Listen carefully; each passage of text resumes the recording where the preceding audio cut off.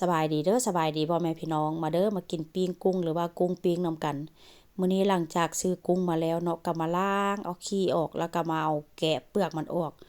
หลังจากนั้นก็มาล้างใส่น้ำส้มใส่เกลือล้างเอาเมียกมันออกแล้วก็มาเสียบไม้แบบนี้เลย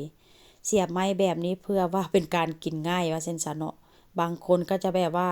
ปิ้งก็สิบ่เสียบไม้จังซี่นะแต่ว่าเฮือนนี้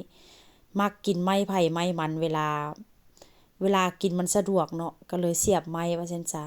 มื้อนี้ก็สิกินกับน้ำจิ้มซีฟู้ดเด้อมื้อนี้นะแล้วเวลาปิ้งก็บ่ค่อนข้างที่แบบว่าบ่ได้ปิ้งโดนหลายเด้อกลับด้านประมาณ2นาที2นาทีพ่อแม่พี่น้องถ้าหากว่าปิ้งสุกๆหลายอะนะมันก็จะเฮ็ดให้เนื้อกุ้งมันแข็งมันจะบ่แซ่บเนาะมื้อนี้ก็จะเช่นเก่าเช่นเคยกินกับน้ำจิ้มซีฟู้ดแซ่บๆมาเด้อผู้ใดสิกินนำกันนะเนื้อกุ้งฉ่ำๆเด้งๆเลยกุ้งก็สดๆเวลาไปซื้อก็ได้เนาะ เวลาไปซื้อนี่เขาเจ้าก็เอาอยู่ในเอาอยู่ในห้องเก็บของที่ว่าเขาเจ้าเก็บพวกอาหารซีฟู้ดนำมาให้เพราะว่า